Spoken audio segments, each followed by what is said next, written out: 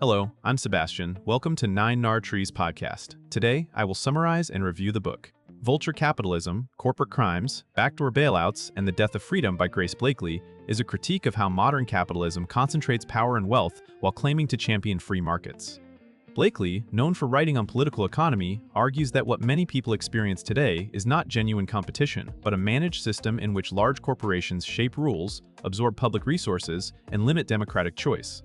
The book connects everyday pressures such as higher prices, precarious work, hollowed-out public services, and rising household debt to the political decisions that protect corporate profits.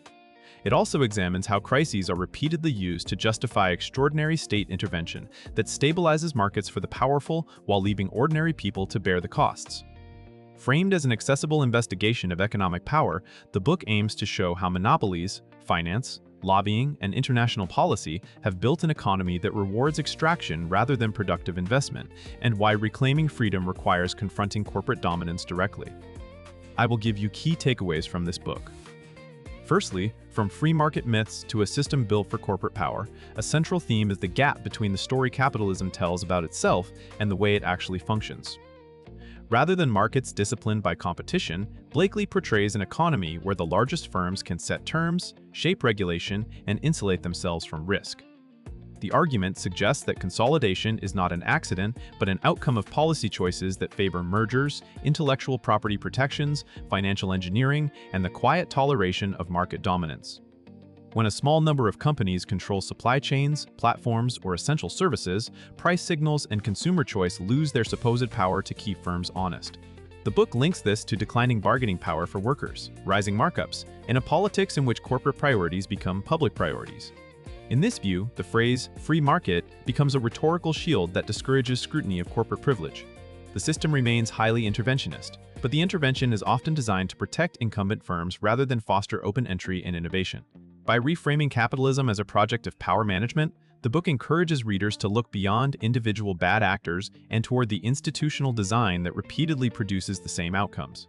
Secondly, corporate crimes and the normalization of impunity, Blakeley emphasizes how harmful corporate behavior can become routine when enforcement is weak and penalties are treated as a cost of doing business.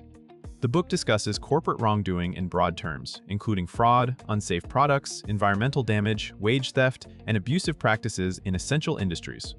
The key point is not simply that crimes occur, but that the structure of modern corporations and regulatory regimes makes accountability difficult. Complex ownership chains, outsourced operations, and legal firewalls can separate decision-makers from consequences. Meanwhile, regulators may be underfunded, politically constrained, or captured by the industries they oversee. The argument also highlights how corporate influence shapes the boundaries of what is considered acceptable, from aggressive tax strategies to practices that externalize costs onto communities and workers. When wrongdoing does lead to punishment, it can fall on individuals lower in the hierarchy, or result in settlements that do not fundamentally change incentives. This normalizing of impunity, the book contends, undermines trust in institutions and erodes the idea that the economy is governed by fair rules. It also reinforces a culture where maximizing shareholder returns can override social and ecological responsibilities. Thirdly, backdoor bailouts and socialized risk in times of crisis.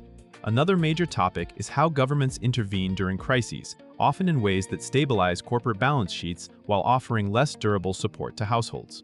Blakeley argues that bailout dynamics are not limited to dramatic emergency packages, but can appear through central bank facilities, credit guarantees, asset purchases, and policy choices that protect financial markets. The book frames these measures as forms of socialized risk. When profits are private but losses are absorbed by the public, firms have stronger incentives to take on leverage and speculative strategies. This can create a cycle in which the economy becomes dependent on periodic rescues, and political leaders treat market stability as the primary public good. The analysis also suggests that bailout design matters. Aid channeled through large financial institutions and dominant firms can deepen concentration, leaving smaller competitors and workers with fewer options. Over time, this can convert crises into opportunities for consolidation, as well-capitalized players acquire weakened rivals. The book encourages readers to question who policy is designed to protect and whether alternative crisis responses could prioritize employment, wages, and public services instead of asset prices. It also ties bailout politics to legitimacy, arguing that repeated rescues for the powerful weaken democratic consent. Fourthly, monopolies, finance, and extraction as a business model. Blakeley links modern capitalism to a shift from productive investment toward extraction, where profit growth is pursued through control, rent-seeking, and financial tactics rather than broader prosperity. Monopolistic or oligopolistic firms can extract higher returns by limiting competition, controlling access to platforms or infrastructure, and using intellectual property to lock in revenue streams. Finance plays a key role in this picture, not only through banking, but through shareholder primacy, private equity strategies, and a focus on short-term payouts. The book argues that when corporate success is measured by share price and distributions, firms may prioritize buybacks, cost-cutting, and debt-fueled acquisitions over long-term capacity, wages, and resilience. This can show up in degraded services, fragile supply chains, and underinvestment in workforce development. The extraction lens also helps explain why inequality rises even when overall output grows, since gains concentrate among owners of capital and those positioned to collect rents. The topic connects to everyday experiences such as higher fees, subscription models, and reduced consumer autonomy. By emphasizing the mechanics of extraction, the book gives readers a framework for identifying where money flows in an economy and why certain sectors feel increasingly unavoidable, expensive, and unresponsive. Lastly, freedom, democracy, and the struggle to reclaim economic power. The book culminates in a political argument about freedom. Blakeley contends that freedom is not only the absence of state interference, but the presence of real choices, security, and democratic control over the conditions of life. When corporations dominate employment options, essential services, and political decision-making, formal rights can coexist with practical dependence. The topic explores how corporate power can narrow the policy menu, making certain reforms seem impossible while maintaining the appearance of democratic debate. It also addresses how privatization and outsourcing can reduce transparency, weaken accountability, and turn public needs into profit centers. Against this backdrop, the book points toward the importance of collective solutions, including stronger labor power, antitrust enforcement, public investment, and industrial strategies that prioritize resilience and social goals. While specific prescriptions may be debated, the thrust is to reframe economic reform as democratization, shifting power away from concentrated corporate interests and toward institutions that represent the public. The argument invites readers to see markets as political creations that can be redesigned. By tying economic structure to lived freedom, the book aims to motivate civic engagement and policy imagination, emphasizing that economic rules are not natural laws, but choices with winners and losers. In conclusion, this book is best suited for readers who want to understand why many wealthy economies feel less secure and less democratic despite technological progress, including students of politics and economics, activists, policy professionals, and curious general readers. It will also resonate with anyone frustrated by rising costs, declining service quality, and the sense that corporate giants face different rules than everyone else.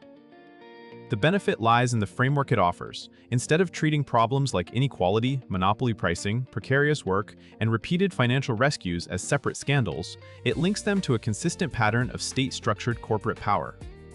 That perspective can sharpen how readers interpret news, evaluate policy proposals, and identify who gains from particular reforms or crises. Compared with similar books that focus narrowly on finance, corruption, or individual industries, Blakeley aims for a more integrated account that connects corporate wrongdoing, bailout politics, and freedom as a lived condition. The result is a cohesive narrative that helps readers see capitalism not as a neutral market system, but as a contested political arrangement. If you want a readable, argument-driven critique that connects economic structure to democratic agency, it is worth buying for its synthesis and clarity. If you would like to support Grace Blakeley, you can buy the book through the Amazon link I've provided in the podcast description. After reading the book, please let me know what you think and share your thoughts. See you around.